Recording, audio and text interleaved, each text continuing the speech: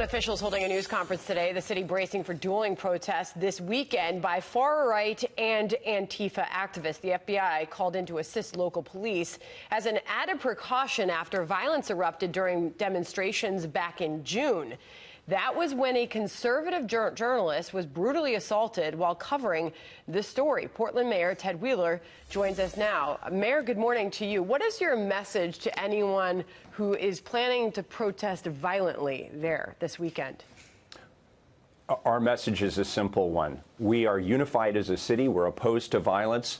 If you bring your violence here, we'll have the people, we'll have the personnel, we'll have the resources, we'll enforce the law, and we'll be ready for you. So we're asking people not to come here if they're planning on committing acts of violence. This is not our value, and we don't want you. What have you done with local police, state police? What do you have lined up? Well, the first thing we've done is we've built partnerships. So we've spoken to federal, state, regional, and local law enforcement officials. We have the personnel we need. We have the resources we need. People are going to see a much larger police presence. We've worked with our local district attorney so that if there's the possibility of larger numbers of people being arrested, we can process that. But what's different this time is our city has never been more unified. We have government leaders, business leaders, faith leaders, labor leaders, school leaders, athletes, all coming together with a clear message. If you're coming to our city to commit acts of violence, you are not welcome here. Well, what is the message that... I would just want to follow up one thing. The thing that we learned about Charlottesville, sir, is they had all that in place too, right? They had local police, the sheriff's deputies, they had state troopers there. I think they might have had some elements of the state guard there as well. The mistake they made is allowing these two groups to get in physical contact with each other. How can you prevent that, Mayor? Yeah, that's exactly right. And all police agencies across the nation, including our own, have learned a lot from the Charlottesville experience. The key is from the very beginning, keep those different factions separated.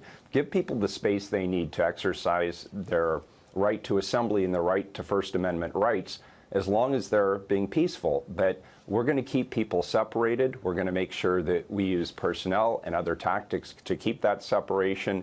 And on the whole, we've been very good at that. So that's what we're going to continue to do. There's been no arrest, though, when it comes to Andy No. We know that they are still in the process of trying to make an arrest in that case. But what message does that send if there was not follow-through there, Mayor, on what happened to that conservative journalist? Well, with all due respect, I disagree. We don't tolerate any act of violence, not that act of violence or any other.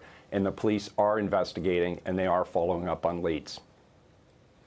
Here is the tweet from Andy No. I was beaten on the head and robbed on 29 June. Antifa then continued to hurl milkshakes at my bleeding face. I was hospitalized with a brain hemorrhage.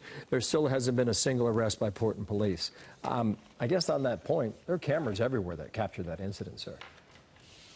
Indeed, there are. And the Police Bureau has asked for that video footage. As recently as a few days ago, they put that call out again.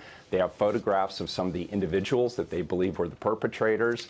And I know that the intelligence unit continues to follow up on those leads. And I'm confident that there will be arrests in that particular case. You are? Okay. So what do you expect from this weekend, then, based on the precautions and the planning that your city has done? How prepared are you? We're very prepared. Look, we've seen this national rising tide of violence and hate speech and intolerance, and it's mostly been geared towards women, towards people of color, towards immigrants. That's not who we are. We know that people are coming here from other parts of the country. We know that they intend to engage in acts of violence, and we want to put out the message. We'll be ready for them. We will be enforcing the law. You know, so if people the are thinking of coming to Portland to Antifa, commit acts of violence, we don't want you here. Yeah, I apologize for that. You know the record of Antifa as well, sir, right? Look, this isn't about anybody's politics. This is about behavior. Anybody, whether they're coming here, whether they live here, if they're engaged in acts of violence, if they're breaking the law, we're going to enforce it. We're going to hold people accountable. But obviously you're doing your best to track their movements and their plans for the weekend. The local Antifa affiliate, if you will, or whatever you want to call it, Rose City Antifa, they claimed responsibility for the attack of Andy No. What do you know about their whereabouts and their plans for the weekend? Well, as the police commissioner, my job is to give broad strategic direction. So what I'm telling the police bureau is no violence, no vandalism, don't let the city get shut down, make sure that people have the ability to go about their business, don't let people stop this city. And they operationalize that, and so I would defer to them in terms of the investigation. I don't personally, as the mayor, get involved in investigations, but I know that they're moving forward. Mayor, thank you for your time. Good luck this weekend. We're watching, Thank you. okay? Ted Wheeler is the mayor in Portland, Oregon. Thank you for talking with us today. Thank you, Mayor.